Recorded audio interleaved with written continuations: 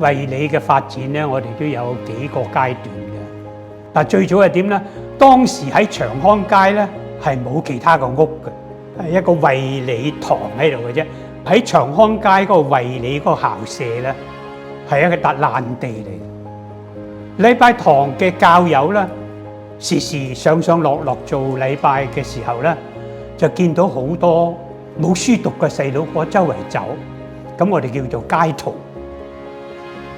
咁當時嘅教友話：咦，我哋做教會嘅應該要顧及到小朋友嘅教育㗎喎，不如我哋就設辦法向美國公會提及呢件事，希望我哋有資源啦，喺呢度建一間學校啦。嗰陣時係唔興咩嘢津貼啊咩嘢嘅，全部學校咧都係私立學校。咁嗰啲教友話：咁啦，我哋同美國公會嗰邊咧籌啲錢翻嚟，就喺嗰度建一個校舍啦。好快就成咗事實喎，就撥到一筆錢過嚟咧，俾我哋咧係籌備，係起衛理小學啊。咁我哋開始開嘅時候咧，一開就開5班，1、2、3、4、5。點解唔開到6㗎？因為6要畢業，咁所以咧1、2、3、4、5咁。每級咧得1班，咁就咧主要咧就係收附近嗰啲咧未曾有學校收佢讀書嘅街童。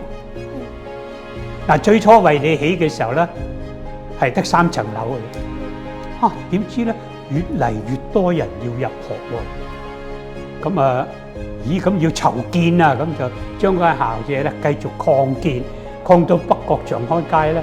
嗰個衛理小學嘅校舍係幾多層啊？6層。知唔知道係幾多樓㗎？係6層。係起到6層嘅，因為嗰度冇操場啊嘛。你上體育冇操場點上咧？咁啊喺邊度做操場啊？天台。低年班就用樓下嘅禮堂，高年班咧就去天台嗰度有個籃球場。你哋未去過，所以你唔知道。天台就係籃球場，就係運動場嚟嘅。擴建校舍之後咧，由1班就開到2班啦，就1級2班，越開得越多。咁呢個咧唔係淨係衛理小學嘅現象喎，全港九都係好多街童冇書讀。咁政府係要令到少年咧係有機會受教育，咁就開始係俾津貼，起嘅咧叫津貼學校啦，由政府起。由政府出錢請先生，咁衛理小學本嚟係私立學校，因為咁樣嘅時候咧，政府咧亦都話你唔使做私立啦，我提供資源俾你，咁啊變成津貼小學，咁學生咧就唔使再交學費，就免費就讀書，咁啊越開越大嘅時候，最初咧係1級就得2班，即係1年班2班，開到最多咧係4班。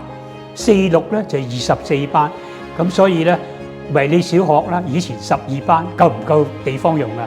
唔夠啦，就要擴建啦。以前咧即係得半嘅啫，後嚟咧一直起過去，起到上去教堂嗰上邊長康街咁尾嗰度，同教會咧一齊咧係配合，咁就係最早嘅長康街嘅校舍。咁而家長康街嘅校舍仲喺唔喺度啊？仲喺度喎。但係咧，嗰間小學都升咗級喎，而家變咗咩啊？係大學嚟㗎啦。咁衛理咧就因為擴展得大咧，咁就俾咗呢個新嘅校舍俾我哋。而家呢個校舍大唔大啊？好大。係啊，好大。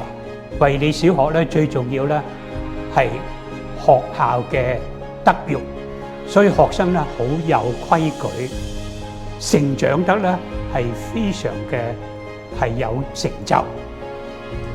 到而家都係，我哋要傳嘅咧就係上帝嘅愛心，所以學校雖然細細，但係咧包含有咧好完整嘅教育。